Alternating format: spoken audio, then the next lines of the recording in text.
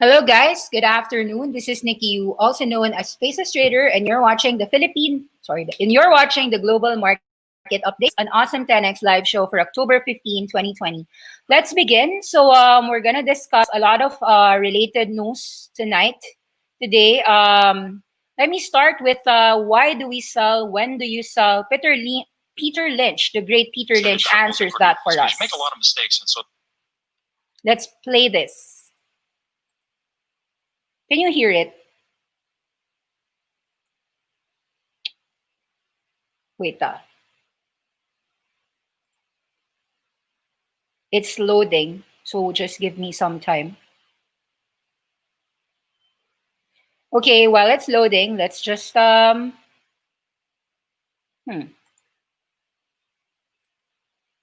shared it on my Twitter account, Faces Trader, and you could just check that out. Peter Lynch, when do you sell? This is a good topic to discuss because a lot of the people ask me, should you sell your stocks? How should we, if winners win, how do we handle all of the things? So let's read everything. Actually, last night, a lot of fresh breakouts. You've got NIO, you've got XPEV breaking out. Let's take a look at the news. Why did some break out and why did some fall? Let's accept the reading the news. An edge networking leader, Fastly, cut its third quarter earnings guidance, revenue guidance, citing weaker demand from top customer TikTok. That could weigh on many hot software names such as Datadog, Twilio, Cloudflare. They're also retreating. Vertex stopped development of a treatment for an inherited protein deficiency that can cause lung and liver disease, citing safety concerns. Arrowhead Pharma, which is also working on similar treatments, soared. Earlier Thursday, Taiwan Semiconductor earnings are on tap. The world's largest chip foundry may provide some insights into demand for the customers, including Apple, Nvidia, AMD, and Qualcomm. Taiwan Semiconductor stock dipped 1%. However, electric car vehicles went up. Tesla moved into a buy range. China car makers NIO and Xiaopeng also topped entry points. Some other breakouts fizzled, including Netflix and Tractor Supply. So let's take a look at all of that. So Fastly is actually down, I think, spooking investors overnight, and that gave a big trend down. Let's take a look at the chart for you. FSLY, Fastly.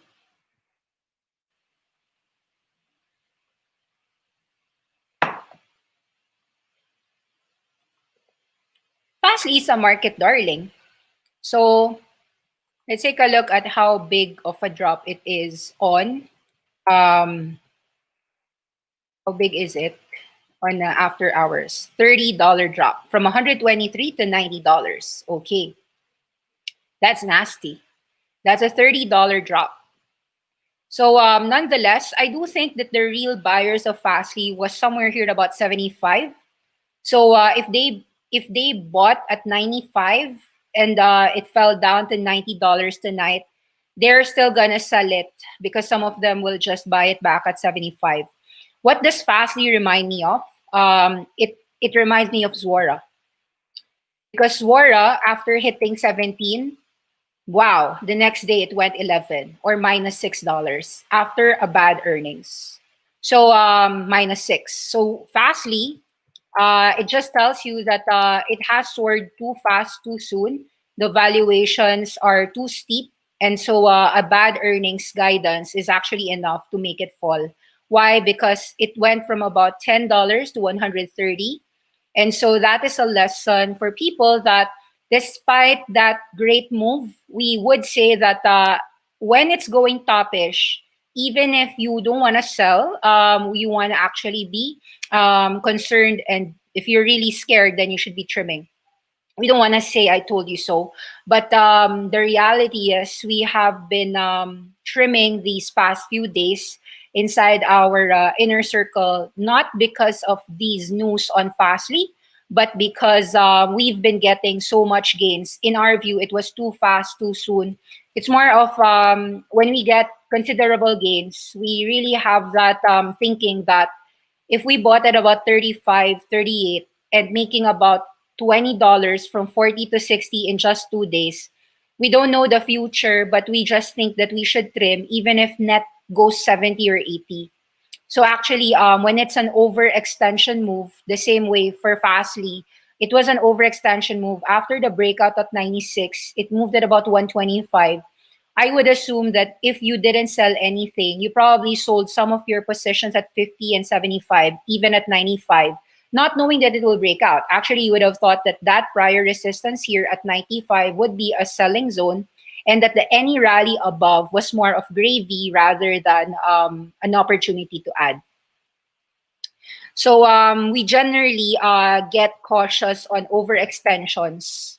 So this example for net Cloudflare, despite Cloudflare not going to 44, I think that I mentioned actually that Cloudflare, which is also a cloud edge computing leader, should probably be profit taken. So some of us got out at about 60, 61, not knowing whether tonight it's going to go 68 or going down to 50. Nonetheless, even if there are those extreme names, what do we do on our solar picks?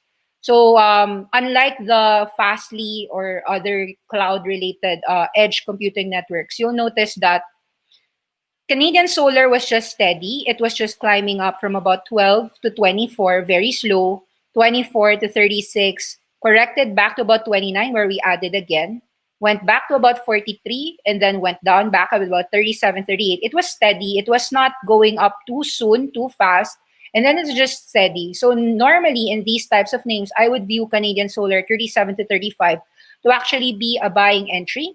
And then, of course, I don't really think that we have a chance to get in at about $30. But even if the market tanked, I don't think that me buying 37 and me buying at 30 has no problem. I have no problem with that.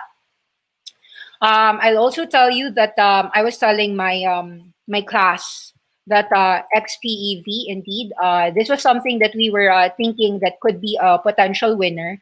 Yesterday, it was a confirmed breakout. So actually, we were thinking before that this 2021 for Xiaopeng was actually a resistance, which yesterday was broken out. So actually, even if you don't buy at 22, even if you're buying tonight at about 22.010, or you're buying more at 21, I think that this breakout is just really an admonition that the consolidation is over. This breakout is a buy. Some of us got in at about 18, thinking that 2021 was a resistance, which I said that if you sold half at about 21, you can buy again that other half because this one looks to be a definitive breakout. The breakout of XPEV was actually catalyzed by NIO. NIO actually had a breakout because after an analyst in JPMorgan upgraded NIO with a $40 target price. Let's take a look at that news on NIO. Because it catalyzed all the electrics that we were following to actually break out. It's just that we had more bullishness on Xiaopeng. So NIO stock tops buy point as Wall Street looks to these catalysts. NIO soars to a record after JPMorgan selected it as a long-term winner in China's EV market. I'm gonna read that to you while it's loading.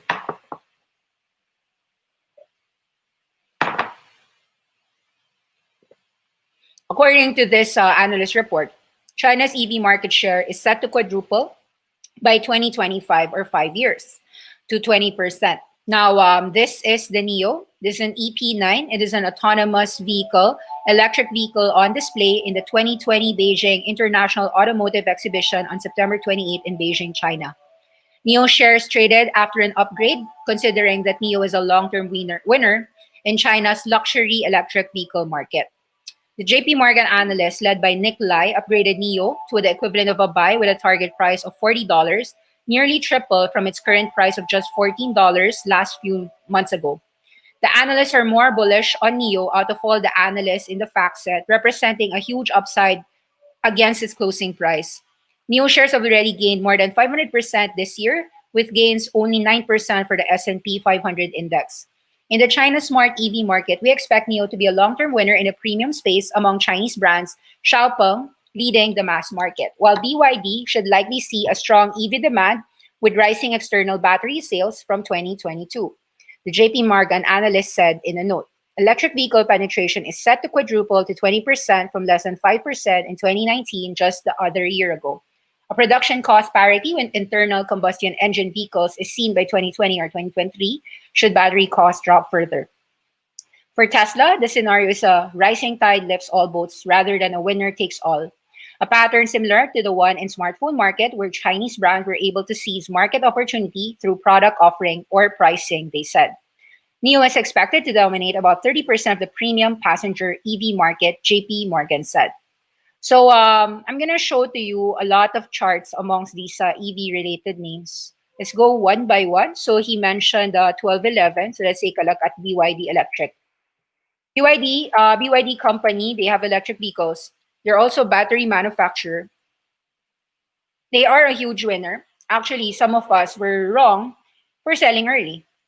We got this at about 48, 58, 60. Some of us added at about 80 to 90, 70.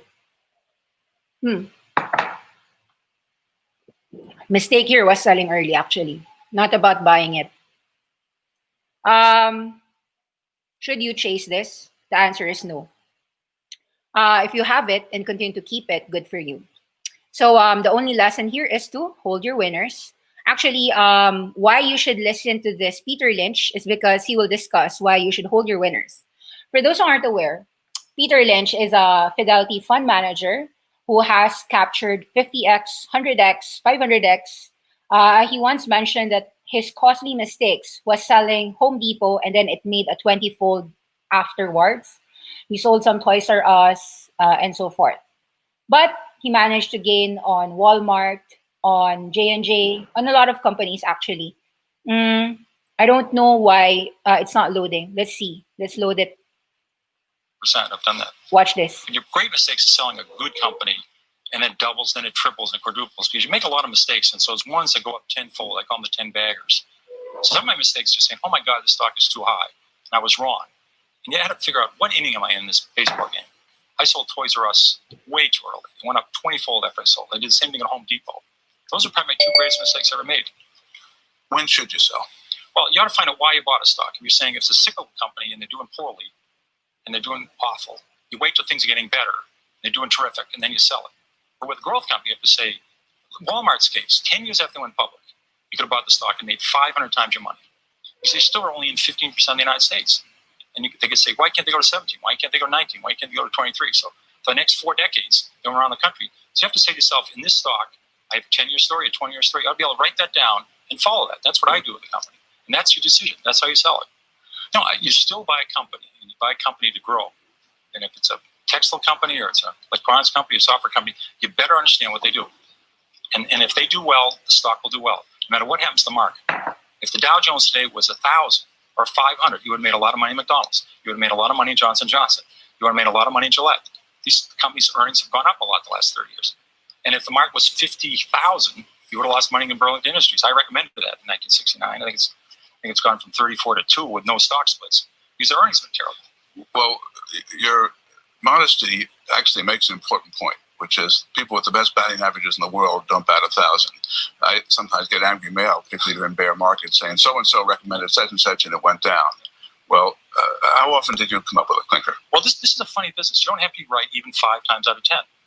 If the times you're right, you make a double and triple. It offsets all those times you lose 20 or 30%. So when you buy a stock, you got to say to yourself, how much can I lose and how much can I make? And you ought to be able to make a lot.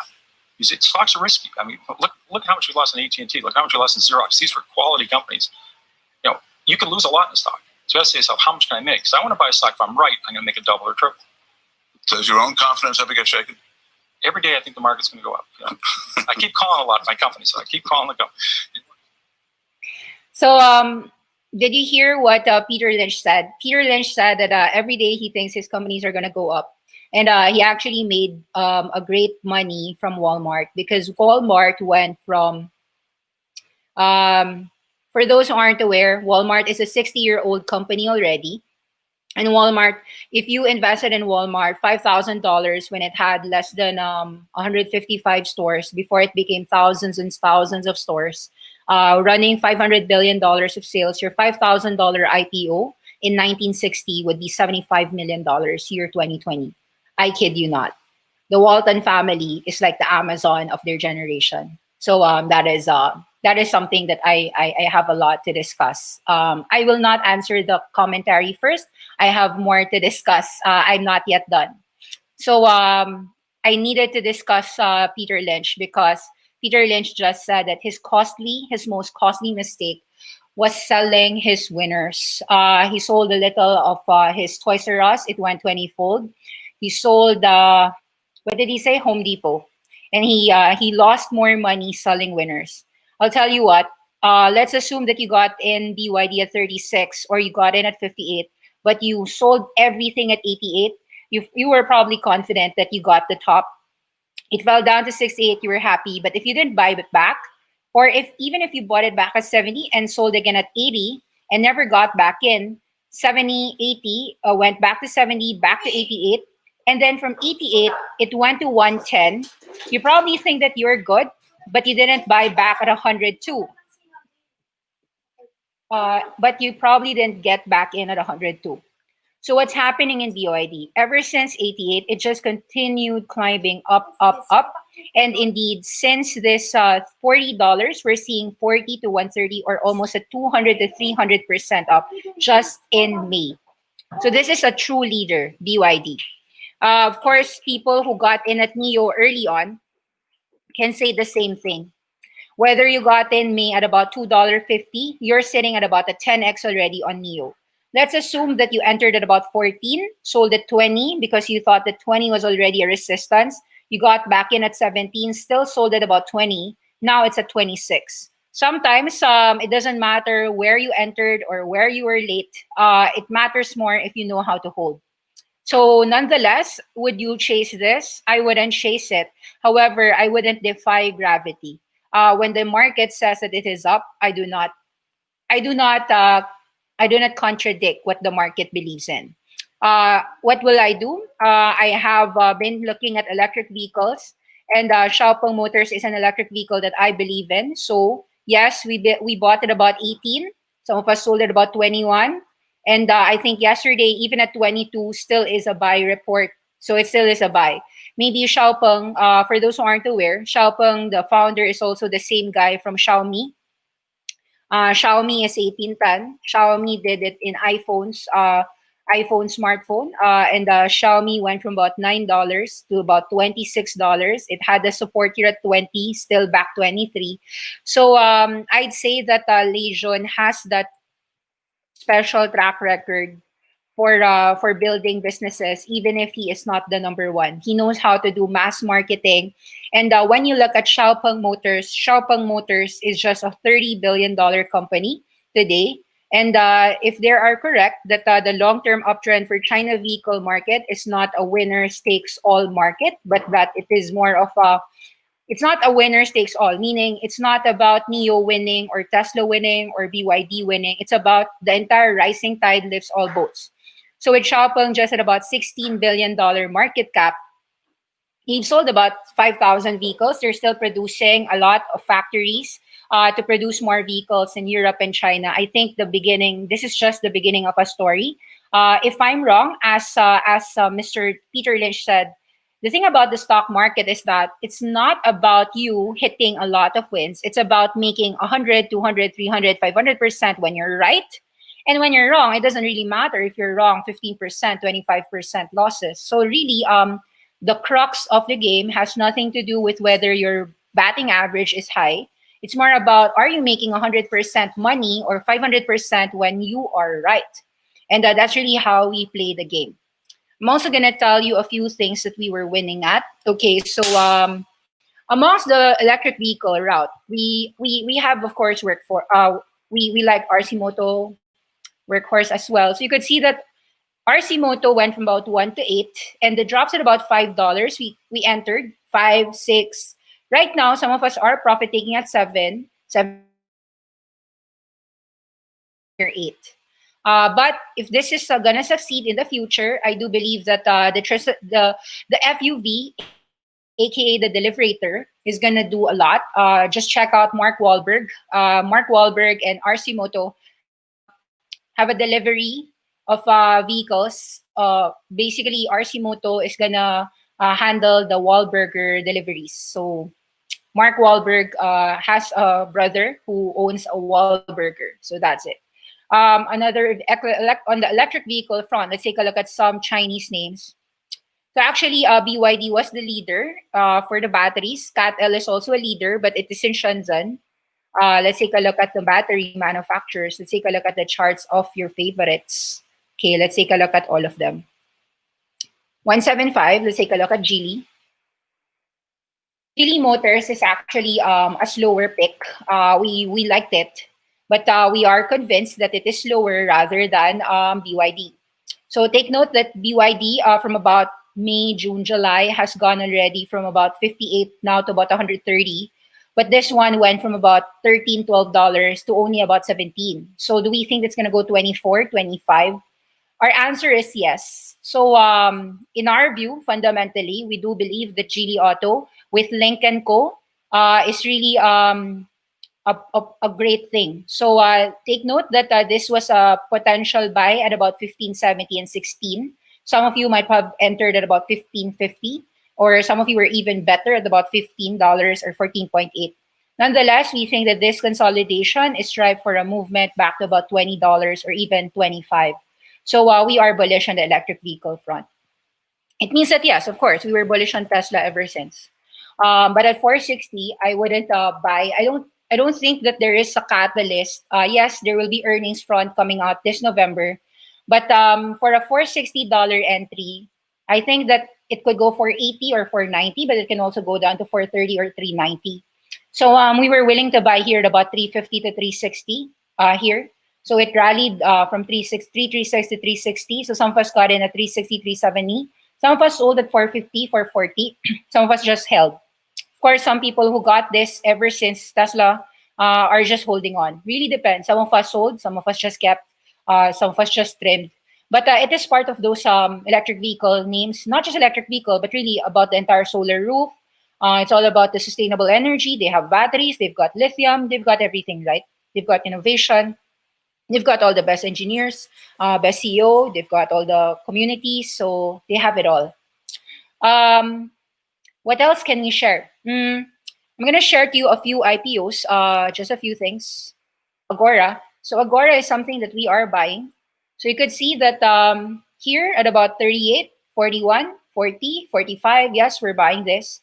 Who is Agora? Let's take a look. Let's read it. This is the CEO. How I built Agora. Tony Zhao. Founder Stories. July 15, 2020. This is Mr. Tony Zhao.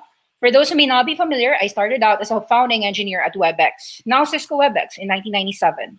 I was part of a small founding team where I started working on the real-time audio sessions. In that early days, I was a one-man team trying to build those sessions. As soon as I released the first version of that function, I started receiving so many complaints. Their session was cut off, quality was bad, and so on. At one point, I even began to feel slight regret taking up this role. But remember, this was late 90s to 2000s. People were just using dial-up internet, so a portion of this stemmed from network-related issues. I believe some of these complaints were beyond my control to solve, but I gradually had my first key realization. As an engineer, I needed to think out of the box, solve the larger problem. Working at WebEx was an essential step for me to recognize the bigger issue at hand. We needed a software-defined network to deal with network uncertainty, deliver high-quality, real-time audio-video technology. In 2008, I joined YY. This is one of China's first live streaming startups as its chief technical officer. YY is Choi Inc. For those who aren't aware, YY owns your Huya and Douyu, and Huya and Douyu just had a merger 2 days ago. It's a rich media social platform that is hugely popular in China. On YY, we saw millions of users using real-time audio-video capabilities to do amazing things online, like teaching people how to play the violin, how to learn a rare and near-extinct language. It was truly inspirational, and that was when I made the second key realization. Tech doesn't have to serve businesses or corporate folks sitting in a conference room. In fact, there's so much value that it can bring to people's lives outside of office settings. Key trivia, guys, Tony Zhao and Eric Yan of Zoom Video worked together in Cisco WebEx. They were part of the same team. It can actually help people live online. They can play games together, organize a party, sing karaoke, make friends with people from all kinds of backgrounds. This was part of my inspiration in carving my own path. The right time came when smartphone penetration started to skyrocket in China. I saw the opportunity combining real-time audio technology together with the smartphone, and also because the smartphone is such a complete and ready device for this technology. With smartphone, there's already a high-quality camera, microphone, programming capabilities. This was unlike PCs during that time, if you recall. Here's how I thought about it. What if someone could provide an easy integrated API, application programming interface, to support that capability? Application builders everywhere would have less barriers using real-time audio video into their apps. As a developer, the thought of building something could serve other developers from our API. Naturally, this made me very excited. So what is Agora? Agora is a marketplace, right? In Greek. It builds state-of-the-art real-time audio and video capabilities, delivers them as an SDK, an API for app developers. In short, Agora enables app developers to create a world. Everyone can connect, interact with others in real time to conduct social and business activities as if they were in the same place without feeling any technical, physical, or financial difficulties. From day one, we've been a developer-friendly company. In fact, we didn't even have a business model when we had zero revenue. We found we opened our API services to all the developers for 10,000 minutes every month for free. Basically, we just wanted developers to have a playground to test, create new use cases and services. Going briefly into the technical side of things, we do believe that the public internet is unstable. Internet itself is just a best effort network. A best effort network is a network service attempting to deliver data packets to the destination. There's no guarantee to transmit the packet on time or to the receiver. In simple terms, this can result in loss of data or corrupted data. To solve this, we create a software-defined real-time network. You could read more about it, but basically the next 5 to 10 years is simply interesting. 5G is just around the corner, the rise of machine learning, artificial intelligence, video consultations with doctors, telehealth becoming more mainstream, democratizing online education. We are reducing the burden on a lot of hospitals. Agora is making that happen. Just as bullish as I am with Zoom video in the past, 80, 70, 80, 88, 90, 135, 240, even as high as 360. And even now, I'm still thinking that Zoom video, after yesterday's Zoomtopia last night showed that Zoom has zaps. Let me show the chart on, the picture on zaps. Let me just finish my my topics first before your questions.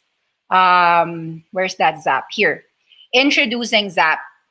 Apps for Zoom. Let's make your meetings more productive. You could see an Asana, you could see a Dropbox, you could see a Slack, you could see Jira. Jira. So all of your Atlassian, all of your apps are all integrated inside Zoom. And new Zoom enhancements will help customers re-enter the office. Developers asked and we delivered. We expanded our SDK offering that will be fully customizable and built for easy of use. This is a developer kit's dream, SDK. For those who aren't aware, the API is an application program interface. It's a few lines of code so that a software developer doesn't have to do that again. It's just copy the lines of code, put it on that app and something like that. That's what happened with Stripe. So the more software developers use it, the more powerful your platform is. And that's how Twilio also is such a powerful platform. SDKs, so software developer kits for their communities of developers. So I'm okay with that. Well, let's, so I like what's happening with Agora. I also like what's happening with Zoom Video. Do keep them on tabs if you aren't invested in any of them, and you can learn more about them. Okay, let's see your questions now. Nikki, I bought liquidity, $8. What should I do? Hold. It's now doing 10, 11. You might as well hold it. Congrats for holding your LQDT. If you're aware why you bought LQDT, there is no reason to sell. It is a winner. Maybe you want to sell it because of that first drop. 11 went to 10. Sure, you bought here at about 8. So I think that as long as you bought along the right arrows, so some of us were buying at 560, at 5, 6, 7.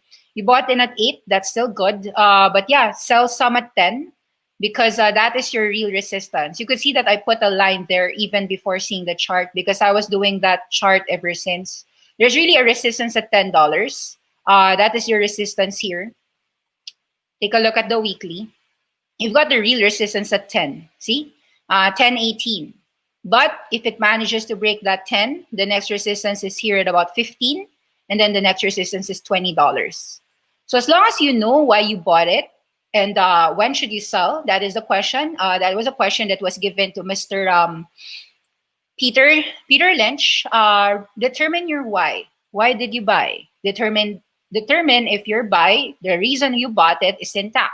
If the reason you bought it is intact, then the answer is still hold. If the reason that you don't like it anymore, if you just bought it because of charts, then it's different, right? Is Cody a possible bottoming out move? It's not something that I tackle. So my answer is I don't have it in my cosmetics and makeup is not something that I am quite a big fan of. So no, I don't put it in my watch list. Is Sunrun and JD a buy? You know, Sunrun went from about $20 to $80. Our buy on Sunrun was as low as 13, 19, as high as 27, 28. If you're buying Sunrun at 65, you have to be aware that Sunrun can go 45. Why? Because we're not geniuses. It can go 65, 55, 45. But it can also go 75, $80 because we do think that Sunrun is really a winner in the solar front. For JD, you've got support at about 70, 75. So far, it's at 83. I think that 83, 84, you've got some selling resistance pressure, but JD has more leeway to be a secular winner rather than to lose. Any drops of JD, probably a great buying entry. Is Sunrun same trend with Fastly moving up to fast? I do believe that Sunrun just had a strong move. It went $8 to $80. I don't think that Sunrun will go 45 below, but if it does, then it's a buy. Fastly, actually, I think is a guidance play. But Fastly, I'd put a buy at 75 below or even at $60 if you can get Fastly that low. I bought First Solar at 68. Is it the right time now to sell? You know what? If you know the reason why you bought, the reason why you bought should be the reason why you should keep. So the thing is, the reason why you don't know why you bought is just you listen to Awesome 10X channel. We have a class on First Solar. We have a class on Sunrun. We explained why we believe that these solar plays are winners. So I would just suggest that you go to the Awesome 10X channel to learn more of deep dives. First Solar and Sunrun were covered there. What is your view on Grub and NIO? Didn't cover them. Sorry, I have no idea. Please check HJLI. What is HJLI? I don't know what that is, but sure, I will check it out. If it's interesting, then I'll answer. Your thoughts on Etsy and UGI? I have no idea on UGI. Etsy is a company that we like. We like Etsy since $70 and $40, and some of us gotten Etsy at about $120 further. Just a whole, I'd say Etsy secular uptrend. Will Converge IPO be like a REIT because of its huge size and pricey IPO? I don't know. Too hard for me to discuss what would happen in the first day. I am not going to speculate on the short term of Converge. Thank you very much, guys, and see you again. And thank you for watching the show. Please subscribe to Awesome 10X channel for in-depth deep dives. Every Friday, we give free Friday deep dives, but Monday to Thursday, it's really paid for. So some of the questions that you gave, the Sunrun, the First Solar, liquidity, I can answer that for member cases. Any more upside for AMD? Can't answer that, but AMD is merging with Xilinx, so you have to understand the AMD Xilinx. We did give a free deep dive on NVIDIA and ARM Holdings acquisition. We gave a buy on NVIDIA even as high as $480.